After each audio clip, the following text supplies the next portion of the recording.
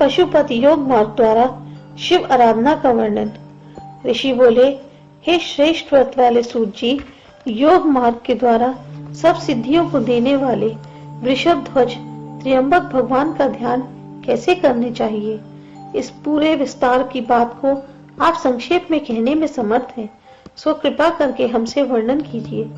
सूत जी बोले, प्राचीन काल में सुमेरु पर्वत पर मुनियों के समूह के साथ बैठे हुए सूर्य के समान तेज वाले नंदीश्वर ने सनत कुमार को जो बतलाया था, उन्हें जो पितामह ब्रह्मा जी से सुना था, उसको अब आप लोगों के लिए पहले शिव को प्रणाम करके सुनाता हूँ।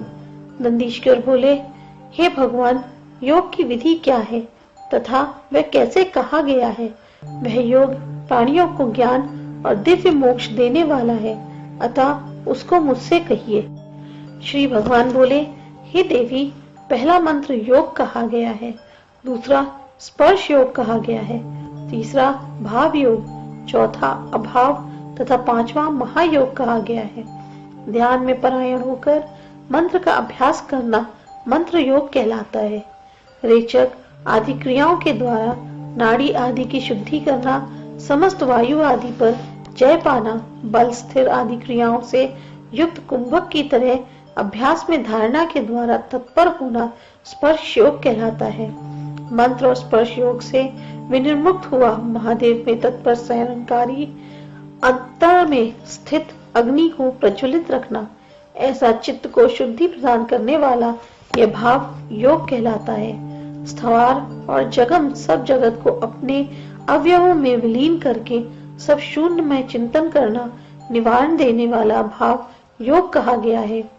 निर्मल, शुद्ध, स्वच्छंद, शोभन, सद आलोकमय स्वयं को जानना, सब अपने स्वभाव से भाषित करना महायोग कहलाता है। नित्य आलोकित स्वयं की ज्योति अपने चित्त में स्थित निर्मल केवल अपनी आत्मा महायोग कहलाती है। एक के बाद एक करके योग विशेष कहा गया है। इस योग को ब्राह्मण शिष्य के लिए, अग्नि कार्य के लिए परीक्षा करके अकृतघ्नी धार्मिक पुरुष को देना चाहिए। अभक्त और अगुरु भक्त को कभी भी प्रदान ना करें। हे अनघे, इसलिए सर्व प्रकार जानने ही योग की शिक्षा देनी चाहिए। सर्व संगों से रहित, मेरी भक्ति में परायण, ज्ञान संयुक्त, स्रोत स्मार्त विशारद, गुरु भक्त पुण्यात्मा योग के लिए सर्वथा योग साधक को ही यह प्रदान करे। हे देवी, मैंने तुमसे यह सनातन योग मार्ग कहा। इस योग मृत को पीकर योगी ब्रह्म को जानने वाला होता है और मुक्त हो जाता है। यही पाशुपत योग कहलाता है, जो उत्तम योग को ऐश्वर्य देने वाला है। इसका आश्रय लेकर इसको जानकर पुरुष मुक्त हो जाता है और क्या क्या नहीं प्राप्त कर लेता, अर्थात सब कुछ पा लेता है। इसलिए हे प्रिय, अपना इष्ट रखकर शिव की अर्चना में रत होना चाहिए। इस प्रकार कहकर भगवान वृषभध्वज ने देवी को समझाकर आत्मा को आत्मा में नियोजित किया। शैलादि बोले, हे योगींद्र, इसलिए तुमको भी योगाभ्यास में रत होना चाहिए।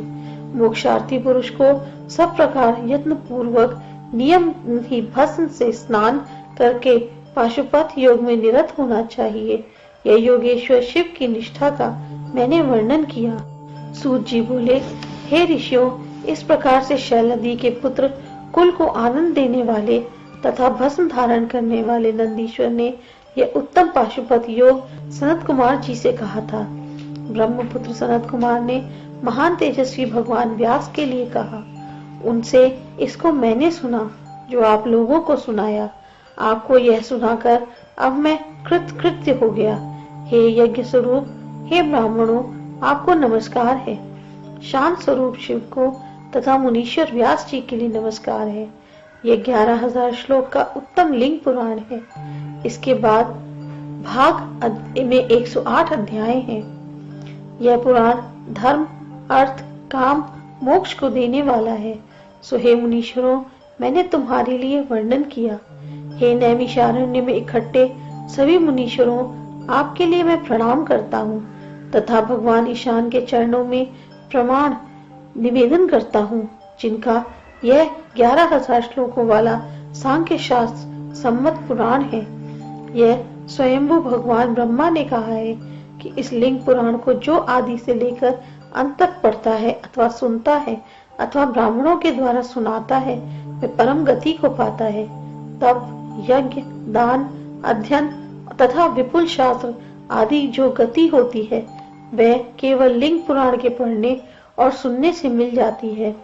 संसार से निवृत्ति होती है तथा भगवान में, मुझ में तथा नारायण देव में श्रद्धा और भक्ति बढ़ती है। अक्षय विद्या तथा वंश की वृद्धि होती है, ऐसा ब्रह्मा जी ने इसके विषय में कहा है। ऋषि बोले, हे लोमहर्षण जी, हमारी आपकी तथा तीर्थ यात्रा में रत नारद जी की सिद्धि और महान प्रीति इस पुराण के श्रवण करने से हुई है। यह सब भगवान विरूपाक्ष शंकर जी की महान कृपा है। इस प्रकार ब्राह्मणों ने और नारद जी ने सूत जी के शरीर का अपने हाथों से स्पर्श किया और कहा, हे सूत जी, महादेव ऋषभ ध्वज आपका भला करें, आपका कल्याण हो।